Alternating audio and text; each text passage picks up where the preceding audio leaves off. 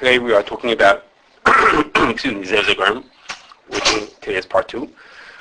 Last time we spoke about Zev Gorem, how it relates to one type, the sort of basic halachas, and whether the Goremim have to be given the same thing, doing the same, having the same effect or not. And today we'll move on to the second part of Zev Gorem. We're going to start with. Hold on a second. I'm sorry. Sorry about your technology, guys.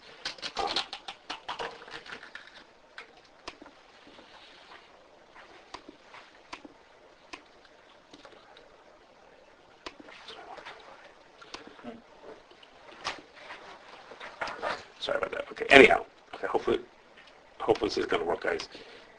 Okay. Anyhow, so today we're going to talk about another thing, and we're going to start off. Go figure. In Hilchos Shabbos, the din is that if a person cooks food on Shabbos, then it's also to eat it. Okay, you can't eat that food. So the Rama says, what happens if a person puts salt into food, and he put it in a way that causes it to cook? Okay, however that happens in Hilchos Shabbos, he made the salt be cooked. So the Rama says the food is mutter to eat. You can eat that food even though you cook the salt on Shabbos into this food. You'll have to eat it. And why? Even because the food to be cooked because of the sharpness of the salt? No, because the salt to be cooked. It's like boiling hot food and you put the salt in. You made the food cook. However, in Hilchos Shabbos, however that happens, that salt gets cooked. You cook the salt. So there's a problem. You just mavashal. So you cooked on Shabbos. You now eat that food. So the Rama says you're allowed to eat it anyhow.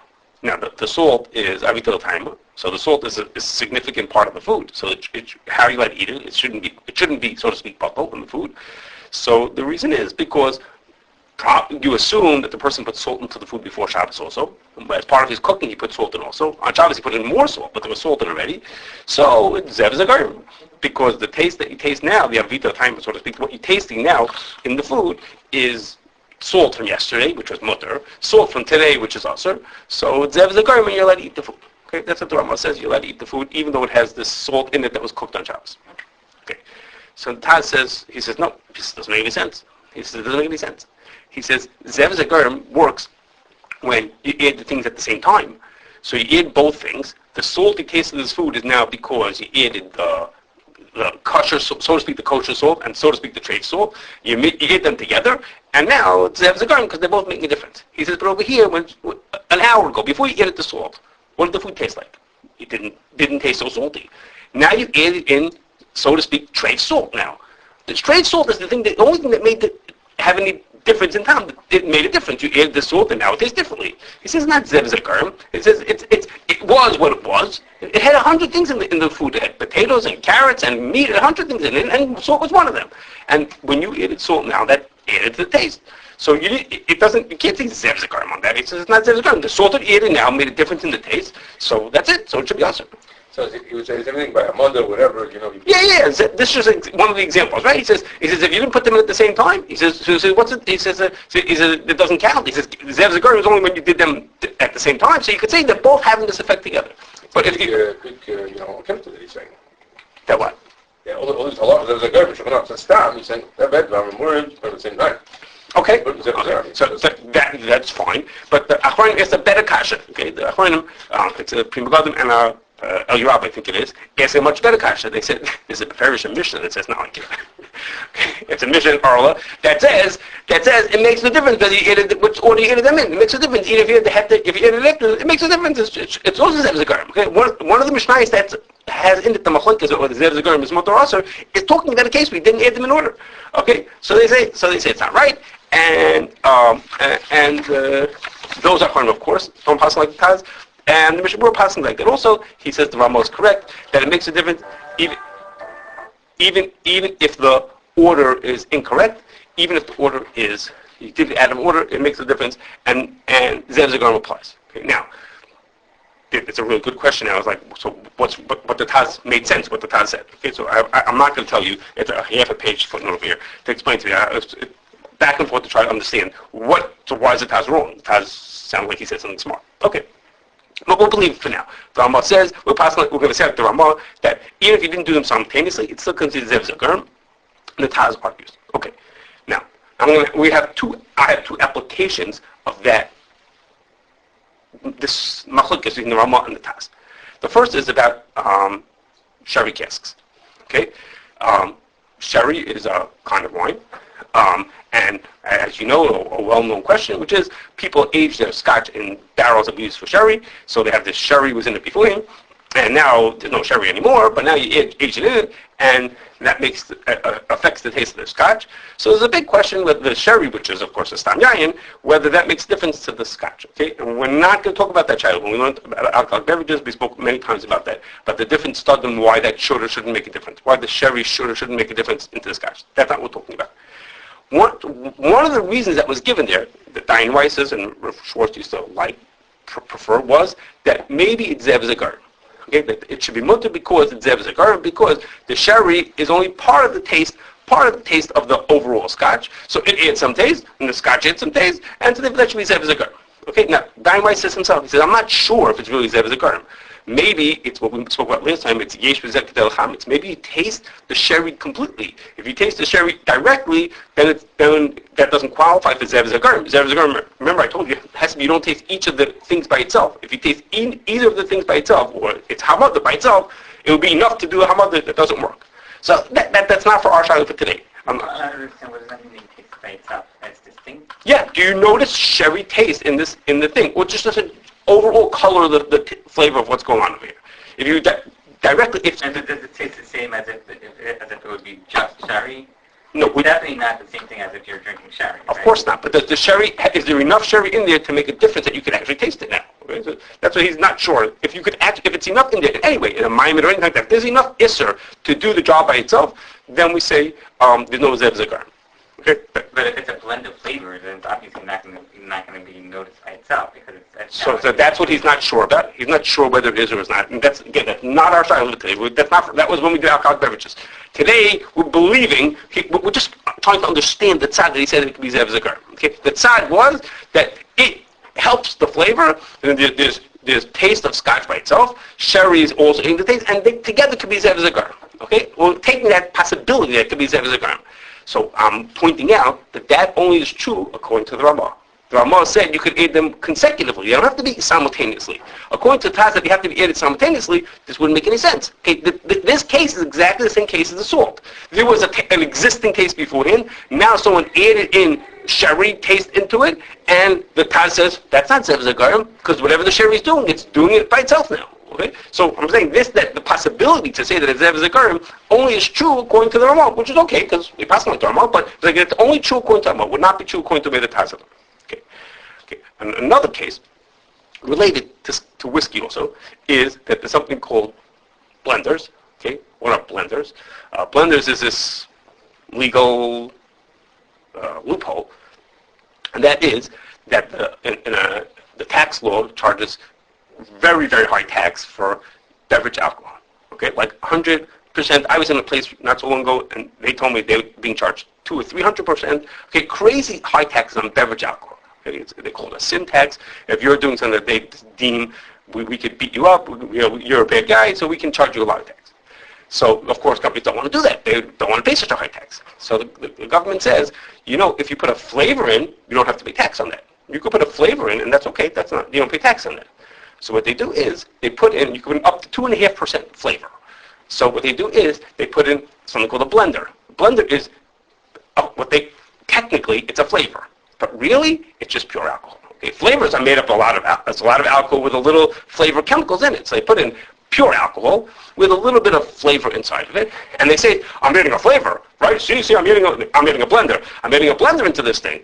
But and it actually has some taste to it. It is nice and tam. It has some avidul time inside of it. But really for them, it's just a way to get cheap alcohol in there. That 2.5% that they put in is free, so to speak. It just costs $1 instead of costing $3 for the same. Then they would have to pay tax on the raw materials. Right, on those ingredients. Now this is not alcohol. This is flavor. This is called flavor. So you encourage my flavor. Now you're allowed to put it in. Okay, and they're putting these blenders. Okay, so so that's the kavanah. That's why they're putting it in. They're not putting it in because they want the taste that they get now. The taste that they do is connected to what they're putting in. They'll have a blender for bourbon or a blender for rye. And it's a blender that fits with what they're doing. Okay, it fits with what they're doing, but it's not meant to. It's not like you put cherry flavor into vodka. There, you want the vodka to have a cherry flavor to it. Here, you don't want any flavor to this. You just want to help out, and you'll help a little bit while you're at it. You might as well be putting in something that tastes like bourbon into your bourbon.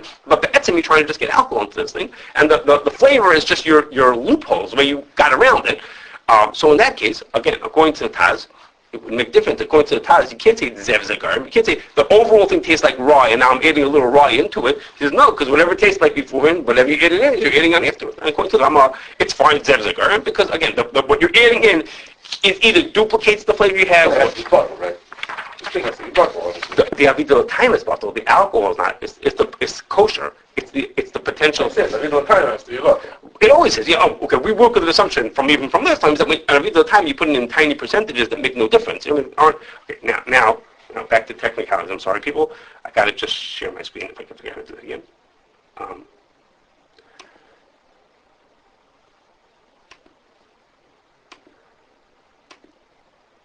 Okay. Hopefully, no. It's the wrong screen I shared. Okay. Does that make sense? Are they seeing my screen? I have no idea what they're saying.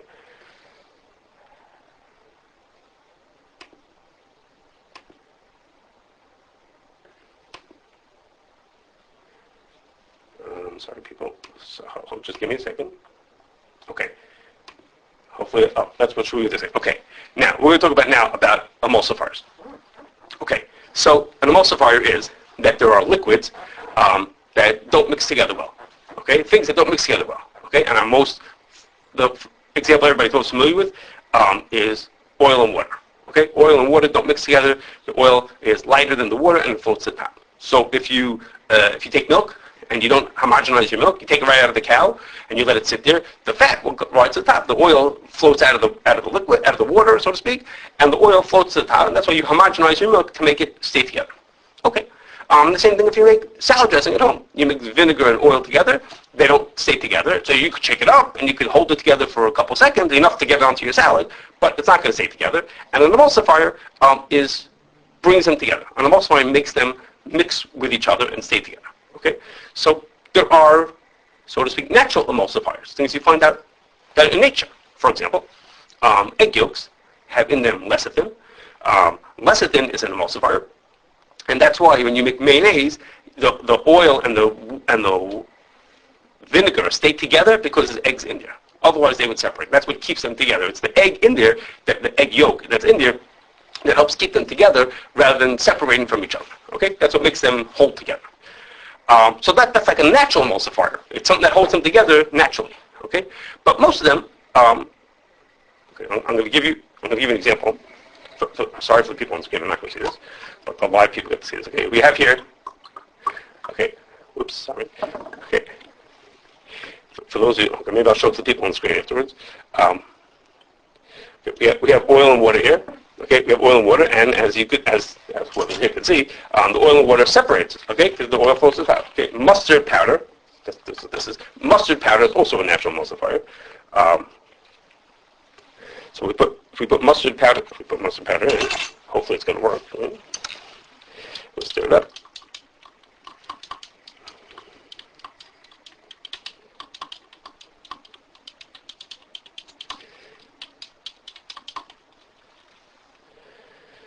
Maybe I need some more mustard powder. Anyhow. Where do you get these experiments from? A mad scientist.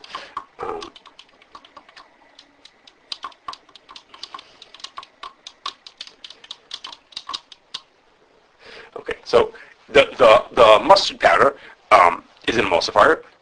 It's actually interesting why it's not completely mixed, but anyhow, that's for a different day. Anyhow, so it's a natural emulsifier, and it helps them mix together. Okay, now they mix together. Okay, but most people commercially don't make emulsifiers like that. Okay, most commercial emulsifiers are made like this. They take two components, one which is, the word is hydrophilic, and one is lipophilic. Well, hydrophilic means like it loves. So hydrophilic means it loves water, and lipophilic means it loves oil. Okay, and you make something together that has a hydrophilic and a lipophilic together, and now this new molecule holds together the water and the oil because it has two parts to it. One side likes water, one side likes oil, and now it holds them together. Okay, so our example here is, this example we're going to use is polysorbate 80. What's polysorbate 80? It's made from two things. We're going to call one of them sorbitol. It's really a little bit different than sorbitol, but we're going to call it sorbitol, and one is called oleic acid. Okay, those are the two sides of a polysorbate 80. Okay, so polysorbate sorbitol is hydrophilic.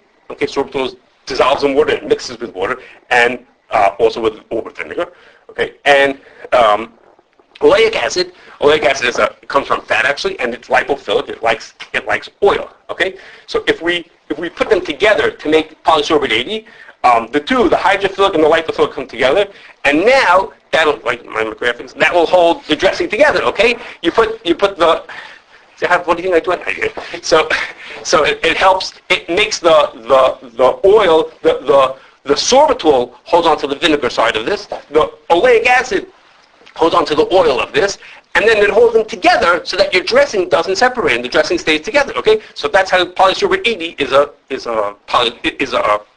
emulsifier, and that's a common way to make an emulsifier. Okay? Is to take two sides, one is hydrophilic and one is lipophilic, you put them together, they somehow they're joined as one molecule, and now they hold things together. So let's see if this works. So other emulsifiers that we know of being kosher sensitive, the first one is monoglycerides. Okay, what are monoglycerides? A monoglyceride means, I forgot to mention one. Okay, monoglycerides are, glycerin is a molecule, comes from oil and fat, and it has, it comes from oil and fat, and so if you take glycerin, has, you take glycerin, oil is glycerin together with 3 fatty acids. Okay, if you break it apart and make the glycerin be attached to just one fatty acid, that's called a monoglyceride. Okay, instead of being attached to 3 fatty acids, it's only attached to one. But you get stuck with some diglycerides. The diglycerides are not helpful over here. You see them together, monodiglycerides. The diglycerides are not functional as an emulsifier, but the monoglyceride is. So the hydrophilic side is the glycerin, and the lipophilic side is the fatty acid. So this monoglyceride can function as a emulsifier. Okay, it holds the oil and the water together, and the same for the datum, which is similar, and the sodium stearolactate. Each one of them has the datum has glycerin and tartaric acid, goes hydrophilic, and the fatty acid is the lipophilic, and the sodium stearolactate, the lactic acid is the hydrophilic, and the stearic acid is the lipophilic. Okay, so all these emulsifiers work the same way. Okay, they all work the same way, which is one side attaches to the water, one side attaches to the oil, and then it causes them to be to stay together. There's a different kind of emulsifier I'm going to mention, just because it comes up, we see it as an ingredient. Brominated vegetable oil. Okay, you may have seen that. And you often see it in certain types of beverages, and the reason why it's in beverages is because if you want to put it's sort of, I use the word higher end beverages. If you want to put in a citrus-based essential oil into the flavor to give a flavor, you want to put lime oil into your drink. Okay, if you put lime oil in, it's an oil and it's going to float to the top. So how are you going to keep your lime oil in the drink instead of floating on the top of your drink? Okay, how are you going to make it stay inside? So brominated vegetable oil is a kind of an emulsifier. It keeps the essential oil in the liquid instead of floating to the top of the liquid. Bromination is a process. Okay, not relevant to us what that process is. But but this works differently than the ones I'm describing here. Okay, it works differently. There, what it does is it's called a weighting agent. It attaches to the oil and makes it denser. Okay, so the reason why oil floats to the top is because it's lighter than water. This makes it denser, so therefore it floats. It stays in the solution. It doesn't work like these ones I'm describing. Okay, it works in a different format. Has the same effect, which it keeps the oil and water mixed together, but it does it in a different way. It does it by weighing down the water. That's what it's called, weighing agent. Okay. Weighing down the oil. Weighing down the oil. Yes. Okay. So now, sometimes emulsifiers are used in ways that have nothing to do with being amided. Some have no shaykhs being amided. For example, polysorbate 60, sometimes is added to food. It keeps them from burning. Okay, that's not shaykhs. Nothing to do with being amided. Or this datum could be used to make bread be chewier. Okay, again, it's not amided. Okay, but lots of other times, it's like in our salad dressing that in fact it is amided. Okay, or like I just described to you, the brominated vegetable, it is a maimed. Okay, now even then, not always is it a maimed that can't be bottled. And that's because, you'll remember when we spoke about davar maimed, one of the rules of davar maimed is something is only not bottled as a davar maimed if it's inherently treif. Something that's only treif because it has a blia does not make something else treif if it's a davar maimed. Because the blia is not maimed, only the thing itself is maimed. Okay, so for that, we need to see how the polysorbates are. Okay, I told you before about polysorbate 80. Okay, but there are three polysorbates that we deal with on a more regular basis: polysorbate 20, 16, 80, and each one of them is sorbitol, a sorbitol type item, mixed with a fatty acid. Okay, and the difference between them is which fatty acid it's mixed with. So polysorbate 20 is mixed with lauric, 60 is mixed with stearic, and 80 is mixed with oleic. Okay, all three of those are kosher sensitive. Okay, but they're not kosher sensitive for the same reason. Stearic acid and oleic acid usually come from animal products. So if those were used in a food, then there's potential for it to be considered davar hamaimed because it's inherently treif. It comes from an animal product. But it could come from an animal product. Okay, but polysorbate 20, okay, comes from is made with lauric acid. Lauric acid is kosher sensitive because of a kalim issue, but lauric acid always comes from vegetable oil. So if a non-kosher polysorbate 20 was used in a food, it had the effect of being maimed, but it would not make the food treif because it would be bottled b'shishim. Because even though it might have been act as a maimed, it had the effect of being maimed, but it's not. It's bottled because it's inherently kosher. It's made from vegetable oil. It may have made a treif kalim, so we wouldn't want to put it in lechatchila. We wouldn't want to put it in, but it's not considered a maimed that makes it usher because it's not inherently treif. Okay, and the same thing, the brominated vegetable oil that I told you about is the same thing. It's brominated vegetable oil. It's not made from inherently treif ingredients. The vegetable oil needed hashgacha because of the kalim might have been made on. But the vegetable oil itself is inherently kosher, and since it's inherently kosher, therefore, the fact that it's a maimed makes no difference. That doesn't stop it from being bottled because it's a maimed because it's not inherently treif. Okay. Now, but what happens if we use polysorbate 80, like in the example I gave you before? We made the salad dressing with polysorbate 80. Okay, so in which cases would it potentially be considered a maimed or not? Okay, so Rudelsky pointed at tshuva in Har Tzvi, where he gives the following description. Here's the case he's talking about. Okay, he said somebody added alcohol into sweet wine to keep it from fermenting further. Okay, to me, he doesn't say, but to me it sounds like he's describing port. Okay, port is you take grape juice and you start fermenting it into wine. So let's say grape juice starts with 0% alcohol, and as you ferment it, if you get, let's say, 10, 12, 14, 15% alcohol, and then it stops. Okay, then it can't go on. The yeast doesn't function anymore when it gets so acidic. So what happens is when you make port, you let the grape juice ferment to, let's say, 7%. So if it's at 7%, there's still plenty of sugar there. It hasn't fermented yet. And when it's at 7%, you all of a sudden pour in alcohol into it. You pour in brandy into it. So now all of a sudden the alcohol level jumps to 20%. At 20%, the yeast doesn't function. It stops fermenting it. So you end up with something with 20% alcohol, meaning more alcohol than a regular wine would have, but it has sweetness of grape juice because a lot of the sugar has not converted into alcohol. Okay, that's what port wine is. Okay, so it has high alcohol, but it also is very sweet. Okay, that's what a port wine is. That's what it sounds like what he's describing.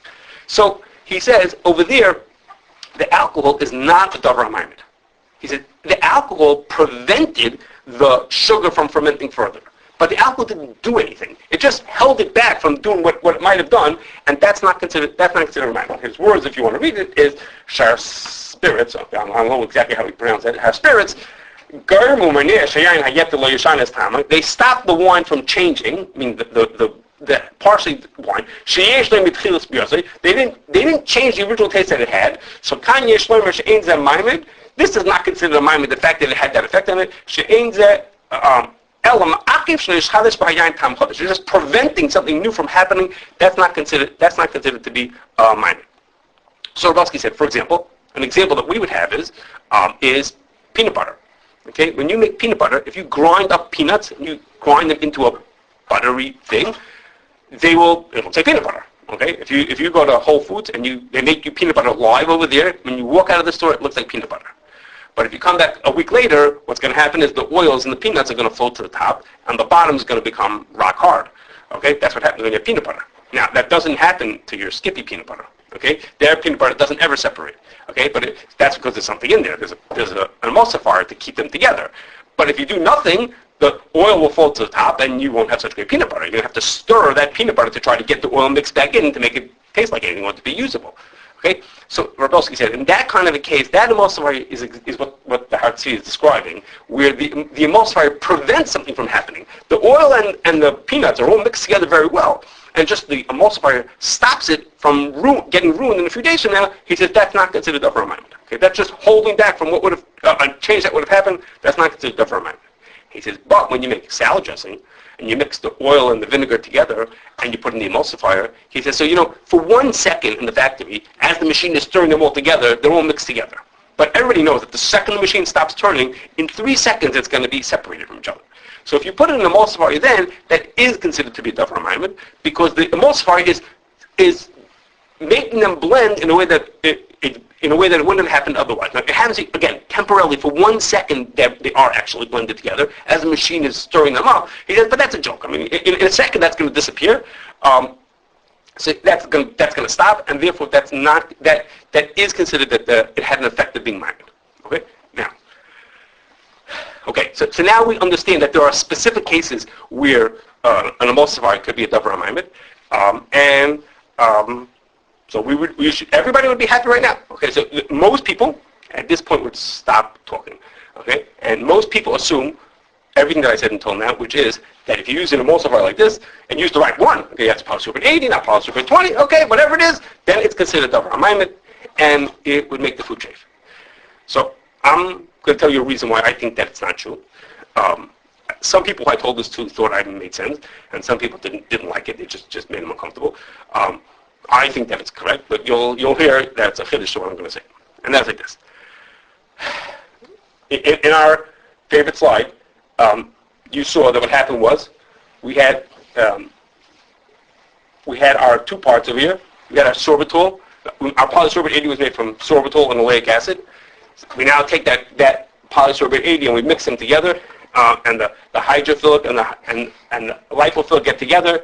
They get together, and they allow them to blend and hold the dressing together. Okay. Now, what would happen if you took oil and vinegar, okay, and you put sorbitol into it? What happens if you put sorbitol into it? You put buckets of sorbitol into it. What would happen? Nothing. You'd have very sweet salad dressing. What would happen if you took vinegar and oil and you put in oleic acid into it? You'd have very oily salad dressing. Neither one of those by itself could do a blessed thing over here. None of them are able to be mimed by themselves. Each one of them is completely useless for being mimed.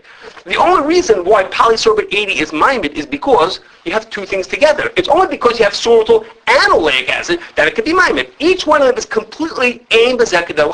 Each one of them is hopeless. If you could put buckets of sorbitol, nothing's going to happen. It's never going to turn into, you're going to make this dressing mix together, because the sorbitol is hydrophilic. It likes water. Okay, it likes water. Big deal. It's not going to help us for the salad dressing. And the oleic acid likes oil. If they're not together, they don't do anything. So, to me, that's Zev Gorem. That's exactly what Zev Gorem means. Each one of the components can't do the thing by itself. The two components together can do that. But the two things, it's only because that together can do it, then that's Zev Gorem. So, for example, year-round, the reason why polysorbate 80 needs hashgacha is because the oleic acid could come from animal. Whoa, that needs hashgacha because it comes from animal. Maskim. Okay, but if you use polysorbate 80, and it was Bitul b'shishim, which it typically is, it was Bitul b'shishim, so was it a maimed? It caused a hamada. Is it not Bitul because it's a maimed? Why shouldn't it be Bitul? It's Zev Gorem. It didn't do it by itself. The oleic acid, the animal part, couldn't do it by itself. It's only because of the sorbitol in there also. You put them together, and only because the sorbitol is it did it make a difference. On the other side, on Pesach, what's sensitive about polysorbate 80? And you have a kosher polysorbate 80. But why is it sensitive to Pesach? Because sorbitol can come from chametz. So we made salad dressing for Pesach with kosher polysorbate 80, but it wasn't kosher for Pesach. Okay, it wasn't kosher for Pesach. You say, oh my gosh, the sorbitol is in there, might have been chametzik, and therefore it had hamad of chametz. have never hamad of chametz. The sorbitol couldn't do nothing. Putting sorbitol into salad dressing won't do anything for you. Won't make anything happen. So the chametz had nothing to do with it. The chametz was it seems to me like exactly a zev is a gorem. That's what zev is a gorem is. Two things together could do it that each one individually can't do it. So to me, it sounded. To me, I didn't think it was early enough to answer Belsky's question. He's not around for many years. So recently, when I'm thinking this through, I had this to people. Some thought it made sense, and some people did not. So it obviously needs more thought. And it comes together. It forms. It comes. They put the simultaneous acid. It's not just a soup.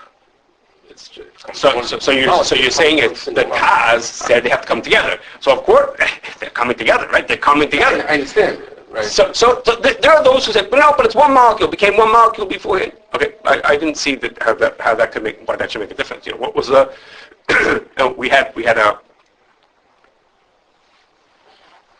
Okay, we had a riot against those. I don't remember. But what should be the difference? They came as one molecule together. So what? So it's only because they're together that made the difference. I mean, if somebody had water, what I'm saying, and they find out the hydrogen was also the oxygen was also, nobody would say it's. Nobody would say it's, so it's a Gorem. I mean, right? It's water. What's polysorbidity? It is that it's we just know it's to put a spoonful of stuff and it makes a difference. But it worked. I just told you why it works. This is what happened. You made this special. You put these two things together so they could do this job. You created this new thing. Okay, so now there's a little question. Even if I said is what would happen? You could have a case where both our sides are usher. Okay? Remember, monoglycerides are made from glycerin and fatty acid. So they could both be usher. But each one of them, eat the glycerin could have come from animal, and the fatty acid could have come from animal. So in which case, both of them are isser. But each of them by themselves can't be maimed. I don't know what would you say in that case? The zev is a gorem. Both goremim are isser, but each gorem by itself can't do it. Okay, each one, the monoglyceride, the side that connects to the water is the glycerin. It came from animal. The side that connects to the fat is the fatty acid. It came from animal also. They both came inherently from trade places. So together they could be maimed, and they're both isser, but neither one is functional. So it only works if one is mutter, right? If one is mutter, is that true? I guess so. So you think, they're both usher. No, they're both usher. They're both the same thing. You think they're two different things that came together. Each one of them was not functional. The isser couldn't do it, and this isser couldn't do it. Okay, I'm not sure. Well, that case, I'm not so sure about. Maybe you're right that it's they're both isser. Okay, but back to my regular case. That's quite an unusual case. I'm not yet convinced. To me, I heard the point of this that in a emulsifier, the whole point of the emulsifier, not in the brominated vegetable was different. When you combine some with an oleic acid, is it nishtana to become polysorbidity? Maybe. Okay. I'm not sure. Yeah, maybe. Say nishtana. We say nishtana on cooler. We should say nishtana on humor. That's a new thing. Basically, yes. If it's a new thing, then it's not isser either. I mean, nishtana means it doesn't connect to the isser. Has isser. No, it has some isser and some has isser. So if you want to say it's brand new, it has nothing to do with the old thing, then it doesn't do anything either.